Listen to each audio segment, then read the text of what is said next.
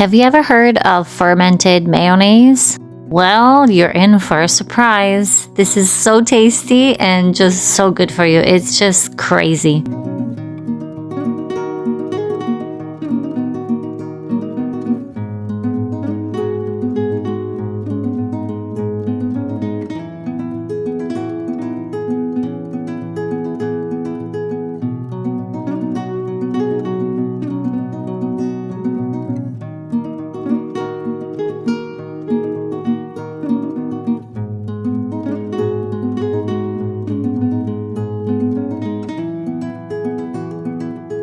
So what you'll need in this easy recipe is just some basic ingredients such as 1 lemon, 2 eggs, 2 cloves of garlic, and some naturally fermented pickled juice. The 2 eggs I will use raw because we're trying to ferment this mayonnaise. So we will only use the yolk. Some people like to use the whites as well, but I only use the yolk, not the egg white, because I like it to be more thick in texture, not so runny. I also have Dijon mustard here. You can use any kind of mustard, but I like to use Dijon mustard in the mayonnaise that I make at home. Now I will slice a little bit these garlic cloves because I want them to make sure they're really well blended. You could just put them whole if you like.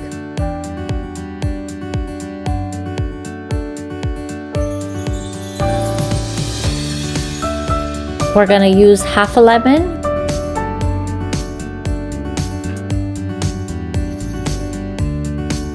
Make sure you take the seeds out so you won't have bitter taste mayonnaise.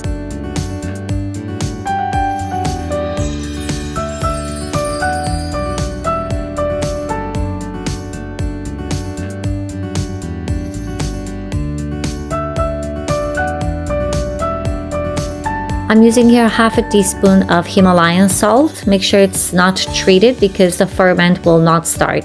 You want the fermentation process to start, so we're adding 2 tablespoons of my pickled juice here. It was basically just some pickled tomatoes and it's just so tasty. I keep it in the fridge. This is the avocado oil that I like to use. You can use any kind of oil.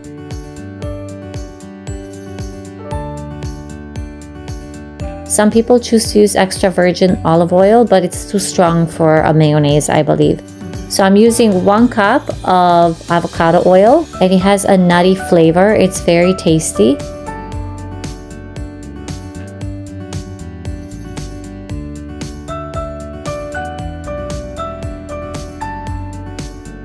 Because I don't want it to be overpowering, I'm also using half a cup of grapeseed oil. So I'm just mixing 2 oils, avocado oil and grapeseed oil. Now we're gonna use our favorite gadget here. It's the Braun immersion blender. And it's very important that you do not move it. So once you put it in, you insert it, you leave it down there until you see the mayonnaise coming together. So you see that white color, so do not lift the blender until the lower part starts to come together. And then we're gonna keep lifting up and down and just move it like that until it's all done. It literally takes a couple of minutes, 1 or 2 minutes to make. It's so easy and so delicious.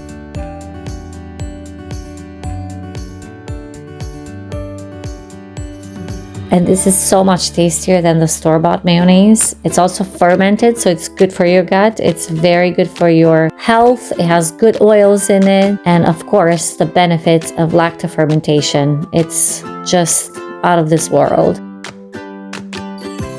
So as you see, it's coming together nicely, like a creamy texture. We added the Dijon mustard because that helps for it not to split. When you see the mayo splitting, like it becomes like curdy and like curds of cottage cheese, then you need to keep going. So you want it to come together into a smooth texture like this. And that's pretty much it. It's all done. And you can enjoy this in sandwiches. You can enjoy it with eggs, in a potato salad. I use it in egg salad, in sandwiches, as a spread. And sometimes I just eat it like that on bread. It's so tasty.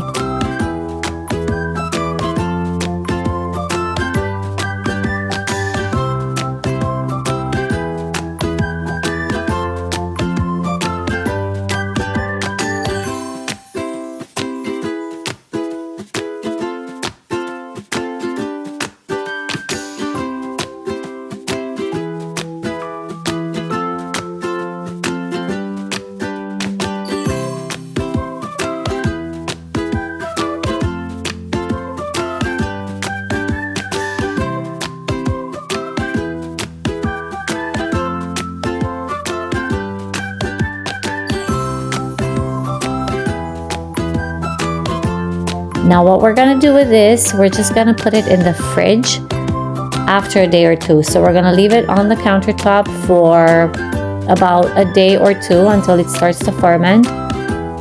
It will start to smell a little bit like mildly vinegarish, so mild sour scent, and that's what you want. We want the fermentation process to start because that will keep it from going bad, and you can keep it in the fridge afterwards with a lid on it for weeks and weeks. Like, it won't even last for weeks, but it's safe to keep it for 2, 3, 4, 5 weeks, and you can just help yourself with a fresh mayo, which will actually taste fresh because of the fermentation process that keeps it from going bad. And it's so tasty. It's actually tastier later than when you eat it the same day. So if you don't like the flavor, just wait a day or two. It's just getting better and better. You're gonna love it.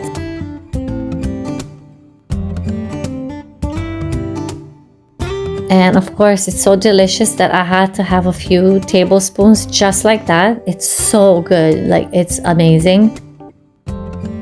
And with the rest of it, I'm actually gonna add to an egg salad. So here it is. It's so creamy, and it's not runny at all, and so delicious and good for you.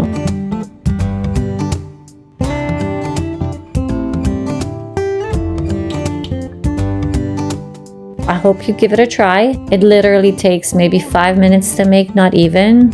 I'm filming here, so it takes longer because I'm trying to explain everything, but it's so easy to make, it's crazy. I'm just gonna leave the recipe in a playlist, which is a fermented foods playlist that you can just check out for later. Fermented foods are so good for you, and they're so easy to make, and they're basically self-preserving, so they last a long time, and you get to eat the good bacteria, the good stuff that's good for your health, good for your gut, good for your skin. It improves your health. It's good for your taste buds and for your family. If you enjoy this recipe, please let me know, and do make sure to subscribe and to hit that notification bell button so you can get more ideas. Also, you can share with your friends and families if you think that's going to help them. This is a healthy recipe, so I encourage you to share it, or just give them a jar as a nice healthy gift. Happy fermenting, everyone!